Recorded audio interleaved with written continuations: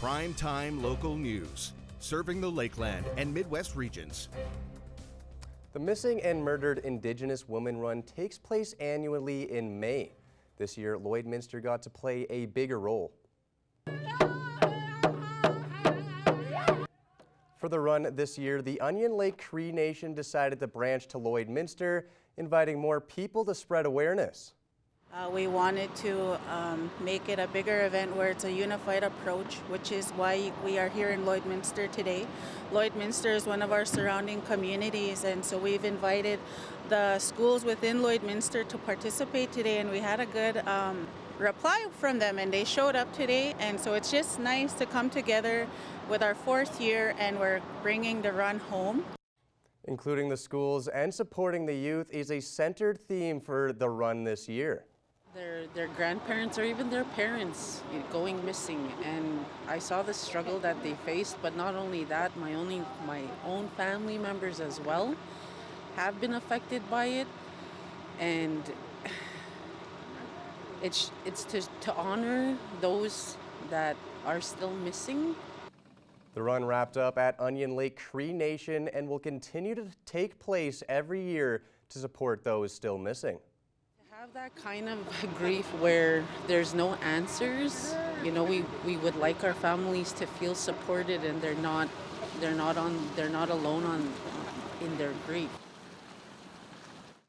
25th is Red Dress Day, but today the community, schools, and organizers got out and supported the cause by walking and putting on other activities.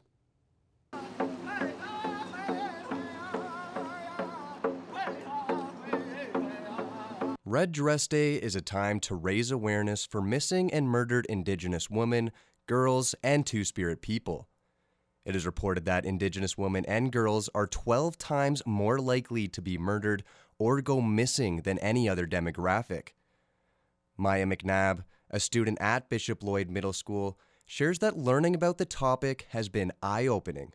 Yesterday we read these few books, and we had these articles, and it's just awful how much this happens and how no one there's no awareness.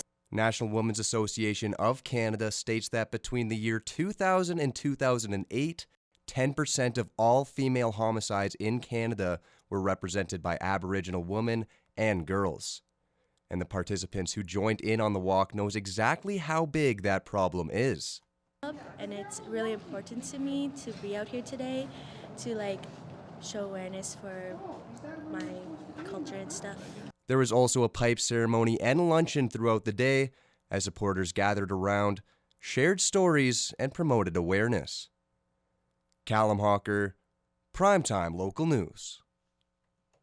The Blackfoot Lions Club has received a financial boost for its community playground initiative.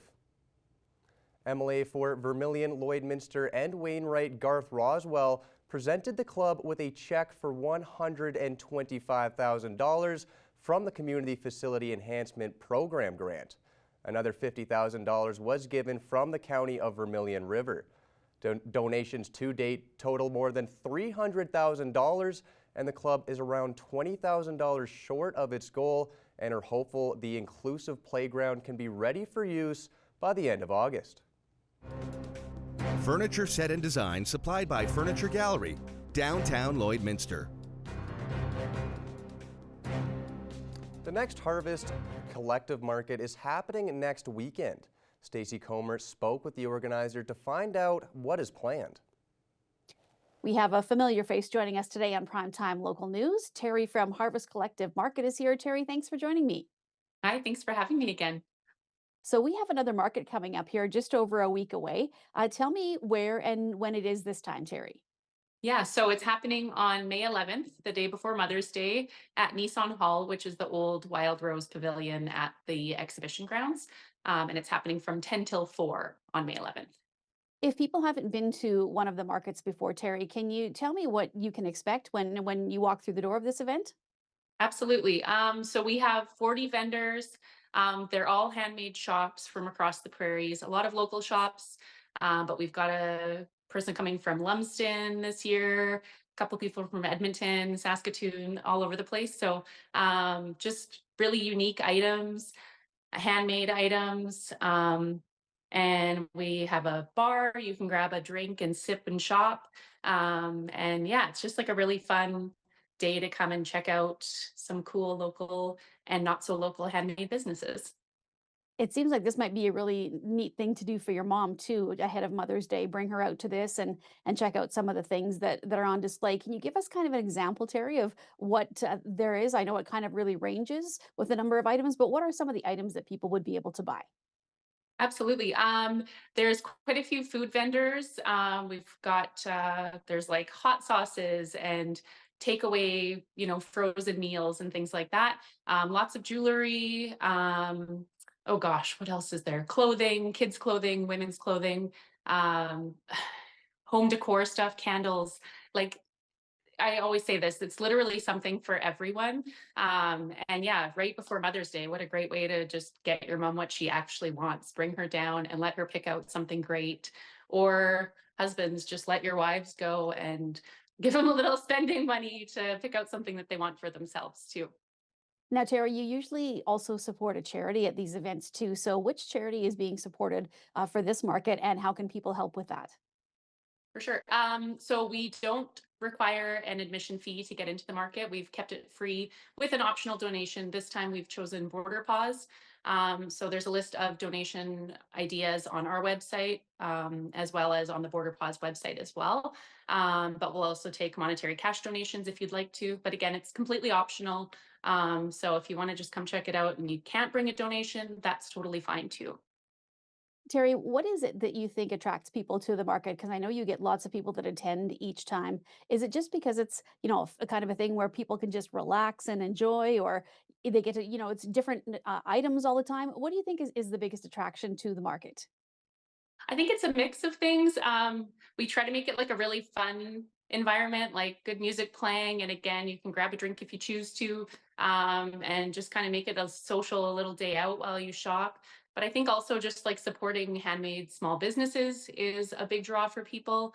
Um, it's kind of a unique market that way where it's all handmade. So I think that's like the big draw for people is just finding something unique and supporting a local artist as well. So So, if people are looking for information on the market and a list of vendors and that sort of thing, where is the best place to find that, Terry?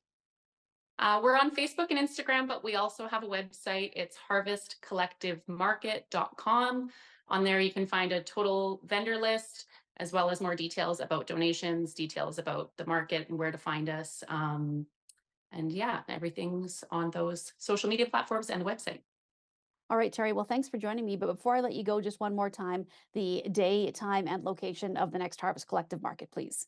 Yes, so May 11th from 10 till 4 at Nissan Hall, which is the old Wild Bros Pavilion at the exhibition. All right. Well, thanks so much for joining me, Terry, and good luck with the market. Perfect. Thank you so much for having me again. We'll see you there. And now we will take a look at all the great events happening this weekend with this week's edition of What's Happening.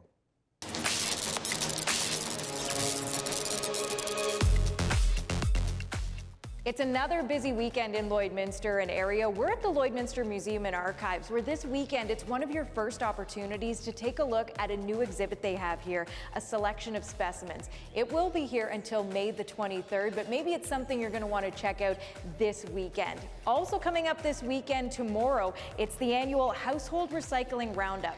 So you head out to the Lloyd X grounds between 10 and 2, and this is the place where you can safely dispose of old oil, old paint cans, old TVs, old tires, propane tanks. You're going to find the full list of items that they'll accept on the city's website, lloydminster.ca. And while you're out there, you can support Big Brothers Big Sisters of Lloydminster. They'll be hosting a barbecue. Plus, when you take in items to recycle, you can enter for a chance to win. They've got a couple of prizes, including a meat pack from Diamond 7 Meats. For all the details on that event, just visit the city's website, lloydminster.ca. One-of-a-kind handcrafted mugs, teapots, bowls, other decorative items. These are just a few of the items made by local artisans that you have the chance to see and take home as the Lloydminster Potters Guild hosts their spring pottery sale. This is a great opportunity to meet the people behind these great works of art, plus support local. The sale is coming up this Sunday from 11 till 3, and it's going to be held at the Lloydminster Museum and Archives. And the rodeo is coming to Lloydminster this weekend. It's the Bordertown High School Rodeo. It's going to be on tomorrow and Sunday out at the Lloyd X. Barrel racing, bull riding, and so much more fun for the whole family. Well, whatever you choose to do this weekend, we hope you stay safe and stay healthy.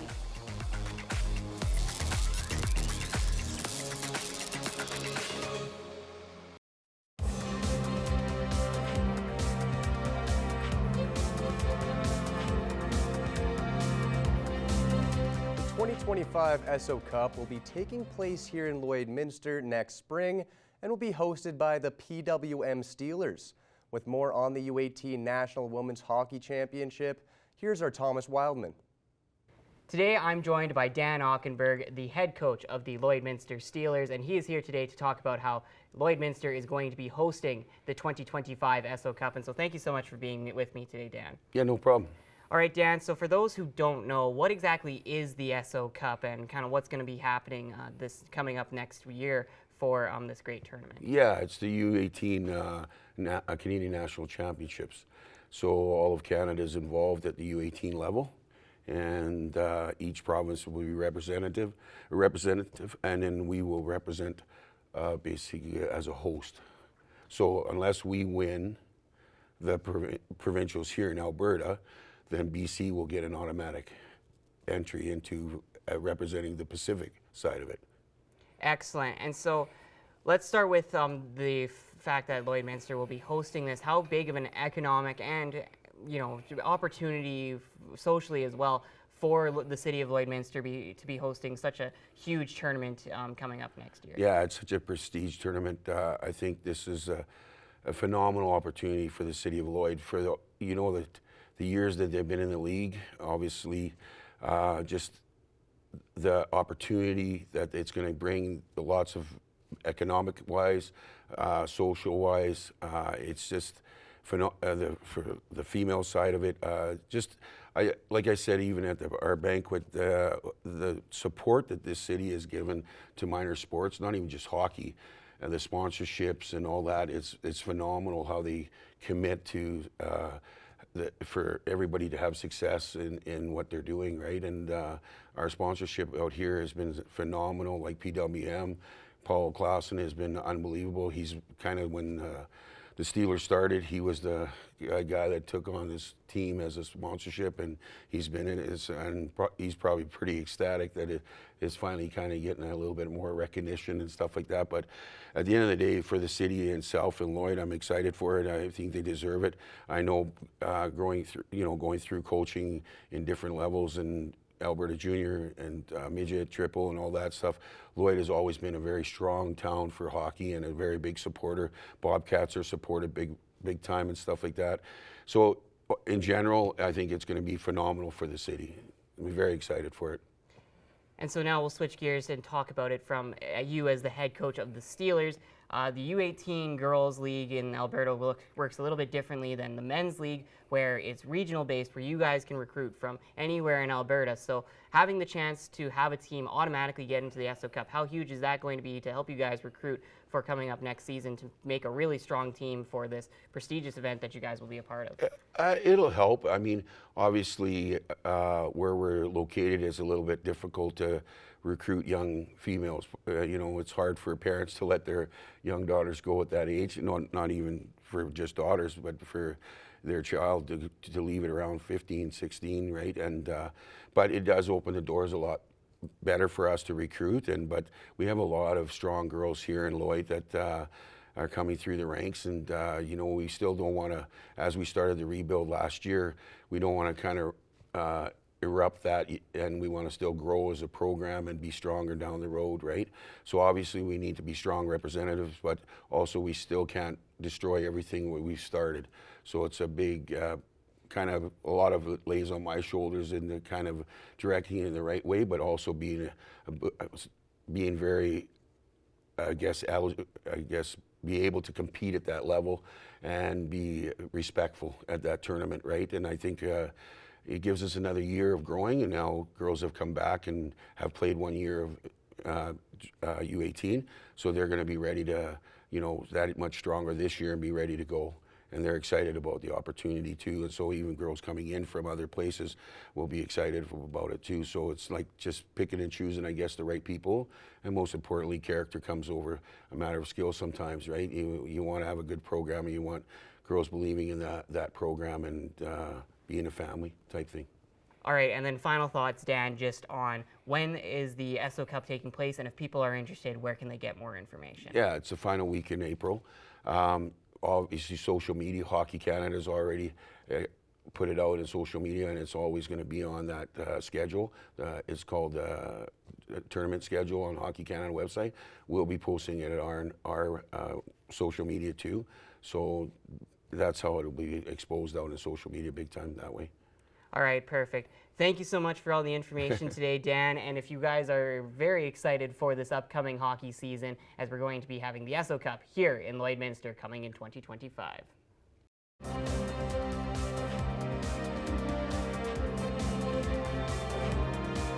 That's all the time we have from Primetime Local News. Thanks so much for joining us on your Friday, and have a great weekend, everybody.